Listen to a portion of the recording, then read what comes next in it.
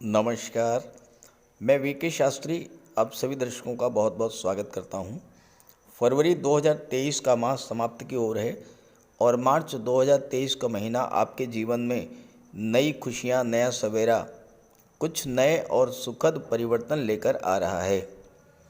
इस वीडियो के माध्यम से हम आपको बताएंगे कि मार्च 2023 में सिंह राशि के जातकों की कुंडली में क्या क्या ग्रह स्थितियां बन रही हैं, किन किन ग्रहों द्वारा राशि परिवर्तन किया जा रहा है और उसका क्या प्रभाव पड़ने जा रहा है आपके जीवन पर। आपको धन प्राप्ति के और धन संचय के क्या क्या अवसर मिलने जा रहे हैं मार्च में। परिवार, संतान, विवाह और भौतिक सुख सुविधाओं की दृष्टि से कैसा रहेगा आने वाला माह। यात्रा, देशाटन, देवदर्शन, धर्म, अध्यात्म की दृष्टि से मार्च 2023 कैसा रहेगा, आपका स्वास्थ्य कैसा रहेगा और भाग्य, कर्म, पुरुषार्थ का कितना साथ मिलेगा आपको, इन्हीं सब बातों का विश्लेषण करेंगे इस वीडियो में। लेकिन आगे बढ़ने से पहले बात करेंगे बीते 2 माह जनवरी और फरवरी में आपके जीवन में क्या क्या परेशानियां आईं, किन किन समस्याओं से जूझना पड़ा था आपको और इसके पीछे कारण क्या थे। ये विश्लेषण आपकी चंद्र राशि के आधार पर किया जा रहा है और वीडियो के अंत में मैं आपको ग्रहों के उपाय भी बताऊंगा। दूसरी बात, कमेंट बॉक्स में किसी भी अनजान व्यक्ति के द्वारा दिए गए नंबर पर भूल करके भी कांटेक्ट मत कीजिएगा, आपके साथ फ्रॉड हो सकता है। तो ये है सिंह राशि के जातकों की कुंडली। सिंह राशि कालपुरुष कुंडली की 5वीं राशि है और इसके स्वामी हैं भगवान भुवन भास्कर सूर्यदेव।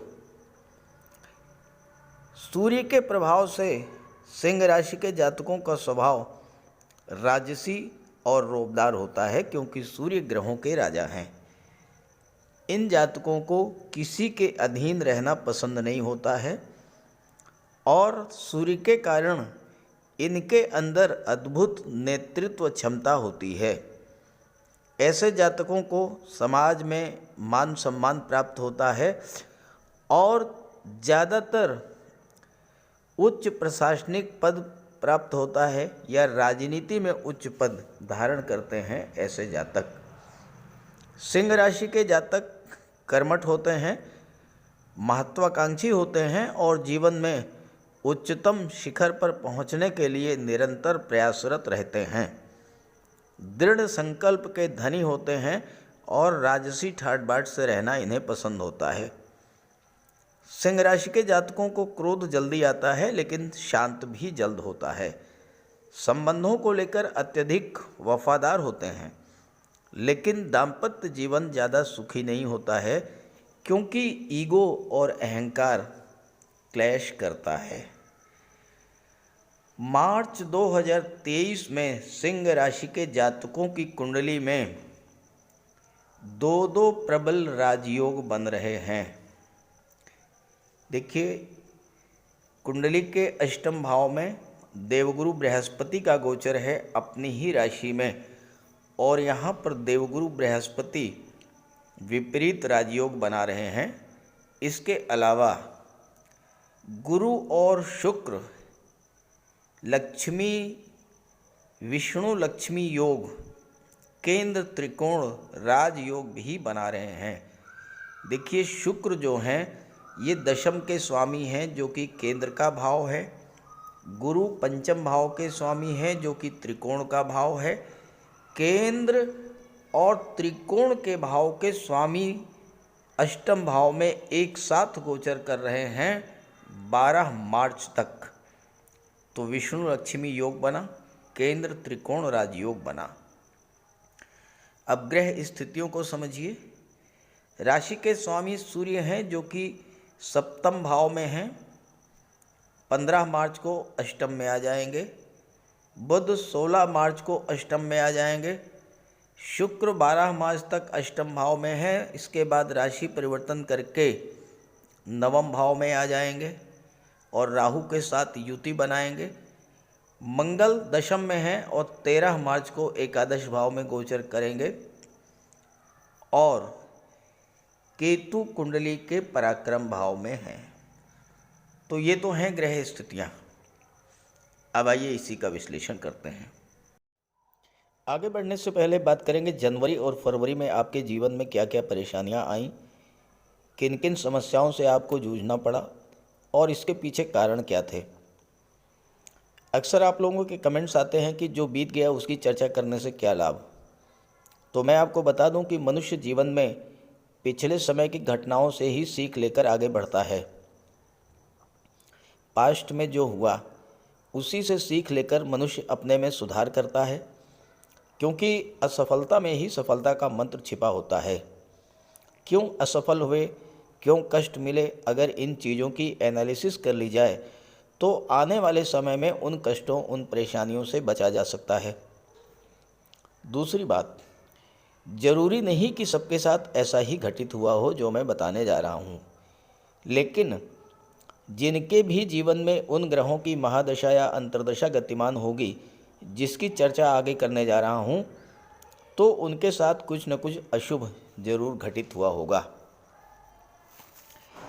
जीवन में कर्म के कारक हैं शनिदेव, और शनिदेव ने 17 जनवरी को राशि परिवर्तन किया। राशि परिवर्तन के ठीक 13 दिन बाद अस्त हो गए। अब शनि आपकी कुंडली के सप्तम भाव में गोचर कर रहे थे। लग्न भाव पर शनि की दृष्टि थी, भाग्य भाव पर शनि की दृष्टि थी। और शनि क्या है? शनि कर्म के कारक हैं, शनि लाभ के कारक हैं, और शनि 30 जनवरी से अस्त हो गए और पूरे फरवरी माह में शनि अस्त रहे। तो इसका सीधा सा प्रभाव ये पड़ा कि आपका काम में मन नहीं लगा होगा, कार्य क्षेत्र में बाधाएं आई होंगी, कोई काम आप शुरू करना चाहते थे वो नहीं कर पाए होंगे। सप्तम भाव व्यापार का होता है तो व्यापार में मंदी। और शनि निर्माण के कारक होते हैं। जो लोग किसी तरह के निर्माण कार्य से संबंध रखते थे, चाहे वो रियल एस्टेट से जुड़े थे, चाहे वो बिल्डर थे, आर्किटेक्ट थे, कॉन्ट्रैक्टर थे, या बिल्डिंग मटेरियल सप्लायर थे, उनका कार्य प्रभावित हुआ होगा। चूँकि शनि भाग्य भाव पर दृष्टि डाल रहे हैं, और यहाँ दूसरी बात और भी है कि सूर्य के साथ शनि गोचर कर रहे थे। शनि और सूर्य को ज्योतिष शास्त्र में एक दूसरे का प्रबल शत्रु माना जाता है। जब शनि और सूर्य एक साथ गोचर कर रहे हैं तो शनि भी पीड़ित हुए और सूर्य भी पीड़ित हुए। और चूंकि शनि की दृष्टि भाग्य भाव पर पड़ी तो इस समय भाग्य ने भी आपका साथ नहीं दिया होगा। जो भी काम आपने शुरू किया होगा उसमें तरह तरह की बाधाएं आई होंगी, और जब कार्य प्रभावित हुआ तो धन की प्राप्ति भी बाधित हुई। शनि और सूर्य की दृष्टि आपके लग्न भाव पर पड़ी। लग्न भाव से आपके स्वास्थ्य का विचार किया जाता है।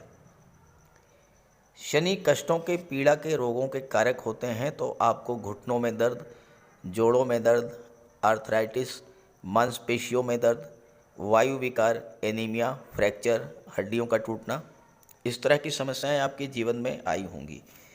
सूर्य शासन प्रशासन के कारक होते हैं, सूर्य राजनीति के कारक होते हैं, सूर्य उच्च पद के कारक होते हैं। आपका कोई प्रमोशन का मैटर ड्यू था, प्रमोशन नहीं हो पाया होगा। वेतन वृद्धि मिलनी थी, नहीं मिल पाई होगी। कोई कार्य आपका सरकारी अधिकारियों, सरकारी कर्मचारियों से था, आपका वो काम भी बाधित हुआ होगा। सूर्य पिता के कारक होते हैं तो पिता को कष्ट हुआ होगा। सूर्य परिवार को भी रिप्रेजेंट करते हैं, तो सूर्य के कारण परिवार में भी किसी न किसी बात को लेकर के तनाव की स्थिति बनी होगी। और शनि और सूर्य का ये संबंध सप्तम भाव में बन रहा है, जहाँ से दाम्पत्य सुखों का विचार किया जाता है। तो पति पत्नी के बीच, प्रेमी प्रेमिका के बीच, या बिजनेस पार्टनर के बीच संबंध बिला वजह खराब हुए होंगे। और चूंकि सूर्य की दृष्टि लग्न भाव पर पड़ी, जहाँ से आपके स्वास्थ्य का विचार किया जाता है, अगर आप हार्ट पेशेंट थे, हाई ब्लड प्रेशर के शिकार थे, हाई कोलेस्ट्रॉल के पेशेंट थे, तो ये समय आपके लिए विशेष कष्टदायी रहा होगा। अब बात करते हैं मार्च 2023 के बारे में। सबसे पहले बात करते हैं आपकी कुंडली में बनने वाले राजयोगों के बारे में। देखिए, देवगुरु बृहस्पति आपकी कुंडली के अष्टम भाव में बैठे हैं और यहाँ पर विपरीत राजयोग बना रहे हैं। विपरीत राजयोग वो राजयोग होता है जो व्यक्ति को निरंतर संघर्षों के बाद असीम बुलंदियों पर पहुंचा देता है। शुरू में ये राजयोग संघर्ष देता है, बाद में इतना अधिक लाभ प्रदान करता है कि व्यक्ति जहाँ तक सोच नहीं सकता है उस बुलंदी तक पहुँचाने वाला होता है ये राजयोग। और चूँकि ये राजयोग अष्टम में बन रहा है, जो लोग धर्म अध्यात्म से जुड़े होंगे, जो लोग ज्योतिष या तंत्र मंत्र से जुड़े होंगे, या जो लोग रिसर्च के क्षेत्र से जुड़े होंगे, उन जातकों को अपने जीवन में बहुत बड़ा सुखद परिवर्तन देखने को मिला होगा गुरु के इस राजयोग के कारण। अष्टम भाव आयु का होता है और यहाँ पर देवगुरु आपको दीर्घायु बनाएंगे। अष्टम भाव में गुरु का गोचर आपके लिए जो सबसे महत्वपूर्ण स्थिति लेकर के आता है वो ये है कि आपको दैवी सपोर्ट मिलता है, ईश्वर की मदद मिलती है। कितनी भी कठिन परिस्थिति हो, लेकिन देवगुरु आपको उससे बाहर निकाल लाएंगे। आपकी पिछली परेशानियां दूर होंगी, खास करके धन संबंधी, क्योंकि गुरु की दृष्टि धन के भाव पर पड़ रही है, तो धन भी आएगा और धन का संचय भी होगा। गुरु की दृष्टि विदेश भाव पर पड़ेगी, पंचम दृष्टि, तो विदेश से धन का लाभ होगा। आप विदेश में जाकर के सेटल भी हो सकते हैं। विदेश से आपका व्यापारिक संबंध है तो व्यापार में भी आपको लाभ होगा। और चूंकि बुध लाभ के भाव के स्वामी हैं और बुध व्यापार के कारक हैं, बुध धन भाव के भी स्वामी हैं, तो विदेशी व्यापार से आपको धन भी प्राप्त होगा और धन का संचय भी होगा। देवगुरु की दृष्टि 12वें भाव पर पड़ी और 12वां भाव जो होता है वो धर्म, अध्यात्म और मोक्ष का होता है। जितना अधिक आप धर्म अध्यात्म से जुड़ेंगे, जितना अधिक आपकी आस्था ईश्वर में बढ़ेगी, उतना ही अधिक आप जीवन में उन्नति करेंगे, क्योंकि देवगुरु आपको ईश्वरीय कृपा आप पर बरसाएंगे। गुरु ज्ञान के कारक हैं, धन के कारक हैं, बुद्धि के कारक हैं। तो जो जातक ज्योतिष, रिसर्च, अनुसंधान, पराविज्ञान और अध्यात्म के क्षेत्र से जुड़े थे, उनको नई नई उपलब्धियां प्राप्त होंगी। आपकी रुचि योगा में बढ़ेगी। तीर्थ यात्राओं की इच्छा थी वो पूरी होगी। मन आपका शांत रहेगा और किसी वसीयत या पैतृक संपत्ति से धन लाभ का भी योग बनेगा। ससुराल पक्ष से भी आपको धन का लाभ हो सकता है। आप गवर्नमेंट रिटायर्ड पर्सन हैं तो आपको पेंशन, ग्रेच्युटी फंड, बीमे का पैसा मिल सकता है। पारिवारिक जनों का भी पूरा सहयोग आपको प्राप्त होगा। और चूंकि गुरु की दृष्टि पंचम भाव पर पड़ेगी नवम दृष्टि, नहीं, गुरु की दृष्टि, नवम दृष्टि पड़ेगी चतुर्थ भाव पर, सप्तम दृष्टि द्वितीय भाव पर, नवम दृष्टि चतुर्थ भाव पर। चतुर्थ भाव माता का होता है तो माता का स्वास्थ्य भी ठीक रहेगा। चतुर्थ भाव मानसिक शांति का होता है तो मन आपका शांत रहेगा और परिवार में खुशी का माहौल बनेगा। आप भूमि भवन या प्रॉपर्टी भी क्रय कर सकते हैं इस गोचर काल में। 15 फरवरी से ही आपकी कुंडली में एक अत्यंत शुभ योग बन रहा है जिसे विष्णु लक्ष्मी योग कहते हैं, और ये योग गुरु और शुक्र के द्वारा बनाया जा रहा है और ये राजयोग 12 मार्च तक आपकी कुंडली में बनेगा। देखिए, विष्णु लक्ष्मी योग तब बनता है जब केंद्र और त्रिकोण भाव के स्वामी एक साथ किसी भी भाव में गोचर करें। अब यहाँ पर शुक्र हैं दशम भाव के स्वामी जो कि केंद्र का भाव है, गुरु हैं पंचम के स्वामी जो कि त्रिकोण का भाव है। केंद्र और त्रिकोण भाव के स्वामी गुरु और शुक्र एक साथ अष्टम भाव में गोचर कर रहे हैं और शुक्र यहाँ उच्च के होकर गोचर कर रहे हैं, गुरु अपनी ही राशि में है। तो केंद्र त्रिकोण राजयोग बन गया, लक्ष्मी विष्णु लक्ष्मी योग बन गया। अष्टम भाव क्या है? आकस्मिक घटनाओं का। शुक्र है धन के कारक, गुरु है धन के कारक, अचानक से धन प्राप्ति का योग बनेगा। गुप्त धन, लॉटरी, शेयर, कोई पैतृक संपत्ति, वसीयत या विरासत से प्रॉपर्टी मिलना, इंश्योरेंस के क्षेत्र से, मार्केटिंग के क्षेत्र से धन की प्राप्ति होना, अचानक से कोई शुभ समाचार आपको मिलेगा।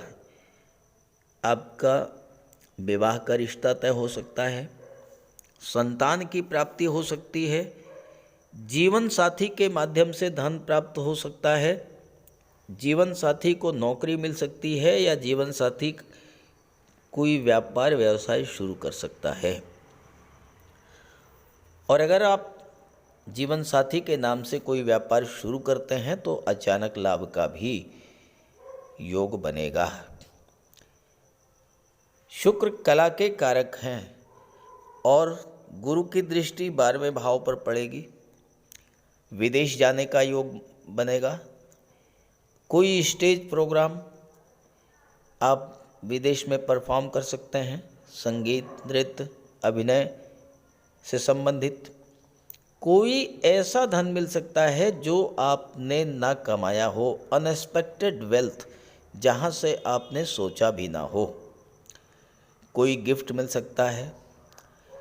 स्पिरिचुअलिटी और अध्यात्म में आपकी रुचि बढ़ेगी। साथ ही साथ वाहन और भौतिक सुखों का भी योग बनेगा। स्वास्थ्य भी अच्छा रहेगा, धन का संचय होगा, परिवार में प्रेम, सौहार्द और खुशियां बढ़ेंगी। और चूंकि शुक्र और गुरु दोनों की दृष्टि सेकंड हाउस पर पड़ेगी जहां से वाणी का विचार किया जाता है, आप अपनी वाणी के बल पर खास करके कला के क्षेत्रों में, गायन, अभिनय, एक्टिंग, इन क्षेत्रों से प्रचुर धन आप अर्जित करेंगे। अब आइए लग्न के स्वामी सूर्य के बारे में बात करते हैं। सूर्य के संबंध में चर्चा करने से पहले एक और महत्वपूर्ण योग आपकी कुंडली में बनने जा रहा है 12 मार्च से 6 अप्रैल तक, और वो है अपार धन प्रदायक योग। शुक्र और राहु कुंडली के नवम भाव में गोचर करेंगे 12 मार्च से। राहु तो पहले से यहाँ पर हैं, शुक्र 12 मार्च को यहाँ आ जाएंगे और 6 अप्रैल तक राहु और शुक्र की युति बनेगी कुंडली के भाग्य भाव में। अब देखिए, एक तरफ तो राहु हैं ब्रह्म राहु है आपके मन का अनजाना भय, राहु है मन की चिंता और तनाव। वहीं दूसरी तरफ राहु है आपकी महत्वाकांक्षा, चीज़ों को प्राप्त करने की तीव्र इच्छा। राहु एक्सट्रीम को शो करते हैं, राहु है एक्सपेंशन, असीम विस्तार, और इसी के साथ राहु हैं सीक्रेसी के भी कारक। अब यहाँ पर ध्यान रहे कि राहु चीज़ों को प्राप्त करना जानते हैं, चाहे नैतिक तरीका हो और चाहे अनैतिक, और यहीं पर आपको सावधान भी रहना होगा। शुक्र क्या है? शुक्र है धन। तो शुक्र राहु युति का अर्थ है अपार धन। इस युति के बनने पर आप ज़्यादा से ज़्यादा धन पाना चाहेंगे, उसके लिए एफर्ट करेंगे और प्राप्त भी कर लेंगे। शुक्र है कंफर्ट और लग्जरी के कारक। ज़्यादा से ज़्यादा सुख सुविधाओं का भोग करना चाहेंगे, इसके लिए प्रयास भी करेंगे और प्राप्त भी करेंगे। शुक्र हैं लव रोमांस के कारक। अगर आप रिलेशन में हैं तो पूरी तरह से एक दूसरे के प्रति समर्पित होंगे, और अगर नहीं हैं तो नए रिलेशन बनने के भी योग बनेंगे। राहु हैं डीप अटैचमेंट, लगाव, धन के प्रति, परिवार के प्रति, मित्रों के प्रति, भौतिक सुख सुविधाओं के प्रति, और शुक्र राहु की युति इस लगाव को और अधिक बढ़ाने वाली होगी। तो प्रश्न ये है कि इस युति का पूरा लाभ कैसे प्राप्त करें? राहु को एक्टिवेट करें, शुक्र स्वतः एक्टिवेट हो जाएंगे। कार्यक्षेत्र का विस्तार करें, लेकिन अपनी योजनाओं को सीक्रेट रखें, किसी से शेयर ना करें। राहु विदेश के कारक होते हैं, विदेश जाने का योग बनेगा। विदेश में है तो विदेश से प्रचुर धन आएगा। राहु हैं ऑनलाइन एक्टिविटीज़, ऑनलाइन प्लेटफॉर्म, अपनी कला, अपनी स्किल का प्रदर्शन ऑनलाइन प्लेटफॉर्म से कीजिए।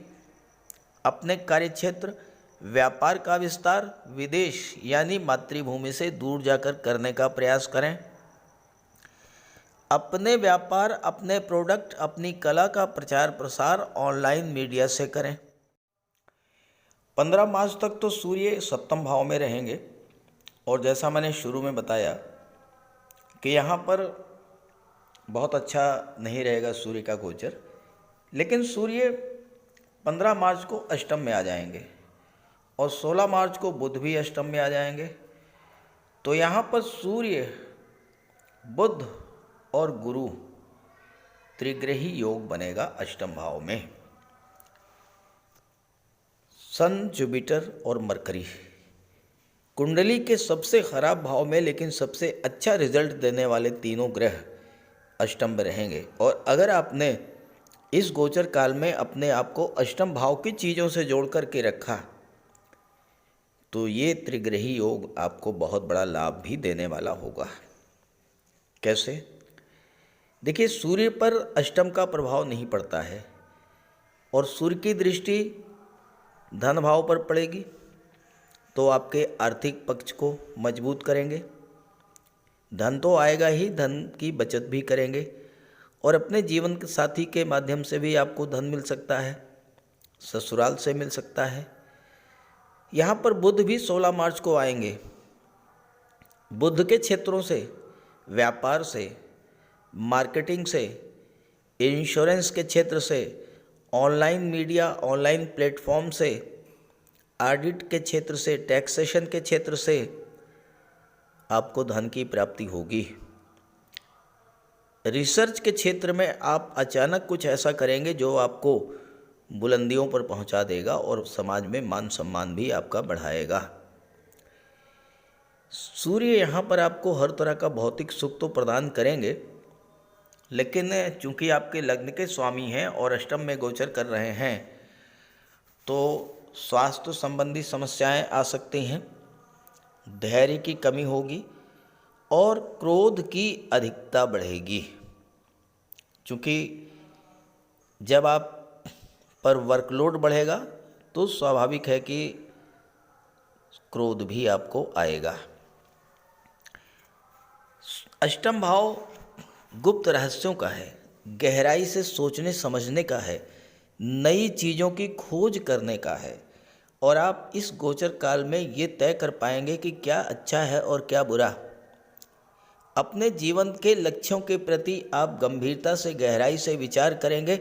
किस दिशा में आपको कार्य करना है, किस दिशा में आगे बढ़ना है, ये ज्ञान आपको इस समय होगा, क्योंकि सूर्य आपके जीवन में प्रकाश लाएंगे, अंधेरे को दूर करेंगे और उजाले की ओर लेकर के जाएंगे। आपकी सोच में बहुत बड़ा सकारात्मक बदलाव देखने को मिलेगा। मंगल आपके कुंडली के दशम भाव में गोचर कर रहे हैं और दशम भाव में मंगल दिग्बली होते हैं। दिग्बली मंगल के प्रभाव से जो जातक डिफेंस सर्विसेज में हैं, पुलिस विभाग में हैं, मेडिकल और सर्जरी के क्षेत्र में हैं, या फिर गेम्स स्पोर्ट्स से संबंध रखते हैं, उनके लिए मंगल का गोचर लाभ देने वाला होगा। और इसके बाद मंगल 13 मार्च को लाभ के भाव में गोचर करेंगे और शनि से त्रिकोण पर होंगे। शनि से पंचम पर है मंगल और मंगल से नवम पर है शनि। जब दो ग्रह एक्टिवेट होते हैं, एक दूसरे से त्रिकोण पर होते हैं, तो अपने अपने कारक तत्वों से संबंधित फल प्रदान करते हैं। जिस जिस भाव के स्वामी होते हैं उस भाव से संबंधित फल आपको प्रदान करेंगे। अब यहाँ शनि सप्तम के भी स्वामी हैं और छठे भाव के भी स्वामी हैं। छठा भाव रोगों का होता है, कर्ज का होता है, शत्रुता का होता है। चूँकि मंगल भी एक्टिवेट हैं, शत्रुओं को पराजित करेंगे। मंगल के प्रभाव से आपका स्वास्थ्य ठीक रहेगा और किसी तरह का कोई कर्ज है तो वो कर्ज भी उतर जाएगा। शनि सप्तम में है, व्यापार में उन्नति होगी, खास करके पार्टनरशिप का व्यापार है तो उसमें आपके लिए बहुत अच्छा रहेगा। मंगल लाभ के भाव में है तो यहाँ पर आपको हर तरह का लाभ देंगे। धन की प्राप्ति तो होगी ही। मंगल भाग्य भाव के भी स्वामी हैं तो भाग्य के सपोर्ट से, कर्म क्षेत्र से आपको धन की प्राप्ति होगी, संतान की भी प्राप्ति हो सकती है। मंगल आपके सोशल सर्किल को बढ़ाएंगे और आपको अपने मित्रों, सहयोगियों से भी लाभ होगा। एक और महत्वपूर्ण बात, मंगल 4th हाउस के भी स्वामी हैं और शनि मंगल त्रिकोण पर हैं। शनि वाहन के कारक हैं, कंस्ट्रक्शन के कारक हैं, मंगल भूमि भवन के कारक हैं। इस गोचर काल में आप प्रॉपर्टी खरीद सकते हैं, ज़मीन खरीद सकते हैं, वाहन खरीद सकते हैं, कृषि भूमि खरीद सकते हैं। बस एक चीज़ का ध्यान रखना होगा आपको विशेषकर, चूँकि मंगल की दृष्टि पंचम पर पड़ेगी और पंचम भाव जो होता है वो संतान का होता है। गर्भवती माताओं को विशेष सावधानी बरतनी पड़ेगी क्योंकि मंगल ब्लड और सर्जरी के कारक होते हैं। संतान की प्राप्ति ऑपरेशन के द्वारा हो, इस बात के योग ज़्यादा हैं, इसलिए विशेष सावधानी रखें। साथ ही साथ इन योगों का, इन राजयोगों का आपको पूरा लाभ मिले, इसलिए आपकी कुंडली में जो भी ग्रह कमज़ोर स्थिति में है उसका उपाय करें और जिस ग्रह की महादशा, अंतर्दशा या प्रत्यंतर दशा गतिमान है उसका भी उपाय करें ताकि आपको पूरा लाभ मिल सके। तो बात करते हैं उपायों पर। किसी भी जातक की कुंडली में बनने वाले राजयोगों का संपूर्ण लाभ उसे तब मिल पाता है जब राजयोग बनाने वाले ग्रह कुंडली में मजबूत स्थिति में हों। और ज्योतिष शास्त्र में ग्रहों को बल प्रदान करने के लिए उपायों की व्यवस्था की गई है। तो अगर आपकी जन्म कुंडली में राजयोग बनाने वाले ग्रह कमज़ोर स्थिति में हैं, अंश बल से कमज़ोर हैं, तो ग्रहों का उपाय ज़रूर कीजिए। इससे ग्रहों को बल प्राप्त होगा और आपको राजयोग का संपूर्ण लाभ प्राप्त हो पाएगा। सबसे पहले मंगल की बात करते हैं। इसके लिए बजरंगबली की उपासना कीजिए, हनुमान जी की आराधना कीजिए, हनुमान चालीसा का पाठ कीजिए, हनुमान जी के मंदिर में जाकर के उनके चरणों में बैठिए और उनके चरणों का सिंदूर अपने मस्तक पर धारण कीजिए। मंगलवार के दिन स्नान के बाद लाल वस्त्र धारण कीजिए, मंगलवार का व्रत रखिए। हनुमान जी को सिंदूर में चमेली का तेल मिला करके अर्पित करें। हनुमान जी को चोला चढ़ाएं और मूंगा धारण कर सकते हैं, लेकिन किसी योग्य ज्योतिषी से परामर्श लेकर। और मंगलवार के दिन लाल वस्त्र, गेहूं, गुड़ और तांबे का दान करने से भी मंगल को बल प्राप्त होता है। जहाँ तक देवगुरु की बात है, देवगुरु बृहस्पति को प्रसन्न करने के लिए गुरुवार का व्रत रखिए। 5 गुरुवार, 11 या 43 गुरुवार का व्रत रखें। घर में केले का एक वृक्ष लगा लें और उसकी सेवा करें। स्नान करते समय पानी में हल्दी या केसर मिलाकर स्नान करें और हल्दी या केसर का तिलक लगाएं। भूल करके भी गुरु, साधु, संतों का, माता पिता का अपमान ना करें। माता पिता, गुरु और वृद्धों का सम्मान करें, उनकी सेवा करें और उनका आशीर्वाद प्राप्त करें। तोते को चने की दाल खिलाएं, इससे बुध और गुरु दोनों प्रसन्न होते हैं। पुखराज भी धारण कर सकते हैं गुरुवार के दिन, लेकिन योग्य ज्योतिषी का परामर्श लेकर ही कोई रत्न धारण करें। ज़्यादा बेहतर ये है कि हल्दी की एक गांठ पीले वस्त्र में बांधकर अपने बाजू में बांध लीजिए और पीले रंग के वस्त्रों का ज़्यादा प्रयोग कीजिए। चादर, तकिए, गिलाफ ये सब पीले रंग के रखिए, पर्दे। शुक्र को बल प्राप्त हो, इसके लिए माता लक्ष्मी की उपासना कीजिए और 21 या 31 शुक्रवार को व्रत रखें। शुक्रवार के दिन सफ़ेद रंग के वस्त्र, चीनी, चावल, दूध और दही, घी से बने पदार्थों का सेवन करें। और शुक्रवार के दिन सफ़ेद वस्त्र, चावल, चीनी, घी, श्रृंगार सामग्री, कपूर, मिश्री और दही, इन सब चीज़ों का यथाशक्ति दान करें। डायमंड धारण कर सकते हैं, लेकिन हीरा धारण करने से पहले योग्य ज्योतिषी का परामर्श ले लें। महिलाओं का सम्मान करें। शुक्रवार के दिन कन्याओं को खीर और मिष्ठान का भोजन कराएं। इत्र का प्रयोग करें। घर को साफ सुथरा रखें और भगवान शिव को श्वेत पुष्प अर्पित करें। जहाँ तक बुध की बात है, तो बुधवार के दिन तुलसी का पौधा लगाकर उसकी सेवा करें। गाय की सेवा करें, गाय को हरा चारा खिलाएं। हरियाली बढ़ाने वाले पौधे लगाएं और दान करें पौधों का, क्योंकि बुध को हरा रंग अत्यंत प्रिय है। बुधवार को घर के मेन डोर पर 5 पल्लव का तोरण लगा दें और किन्नर को दान देकर उसका आशीर्वाद प्राप्त करें। देवी दुर्गा के मंदिर में हरे रंग की चूड़ियाँ दान करें।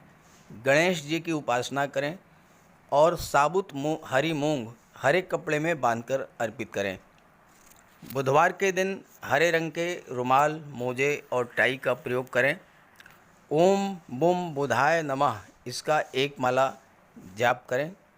पन्ना धारण कर सकते हैं, लेकिन परामर्श के बाद किसी योग्य ज्योतिषी से।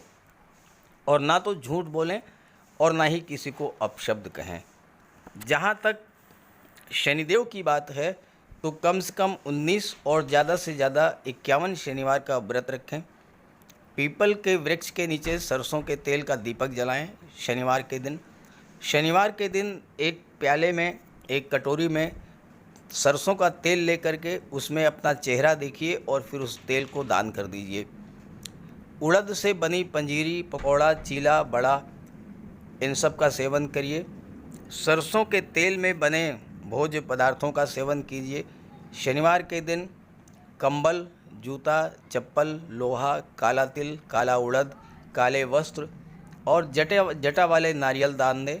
नीलम धारण कर सकते हैं, लेकिन नीलम धारण करना किसी योग्य ज्योतिषी से परामर्श लेकर धारण करें, क्योंकि नीलम रंग से राजा भी बना देता है और कभी कभी अगर नीलम आपके लिए शुभ नहीं हुआ तो राजा से रंक भी बना देता है। इसलिए नीलम का प्रयोग बहुत सोच समझ कर करें। ज़्यादा बेहतर ये है कि आप गरीबों की हेल्प करें। कोई भी गरीब, लाचार, असहाय, दिव्यांग व्यक्ति आपके पास आता है, मदद कीजिए यथासंभव और किसी भी गरीब व्यक्ति को कष्ट ना दें। साथ ही साथ ऐसे कार्य ना करें जो कि शनिदेव को पसंद नहीं है। शनिदेव को छल कपट, झूठ, फरेब, बेईमानी, आलस्य ये सब पसंद नहीं है, तो ऐसे कार्य मत कीजिए। और शनिदेव को अनुशासन, परिश्रम, मेहनत, ईमानदारी और सच्चाई ये पसंद है, तो ये आप अपने अंदर इन गुणों को विकसित करें, शनिदेव प्रसन्न होंगे। तो उपाय ज़रूर कीजिएगा, इससे आपको लाभ होगा। नमस्कार।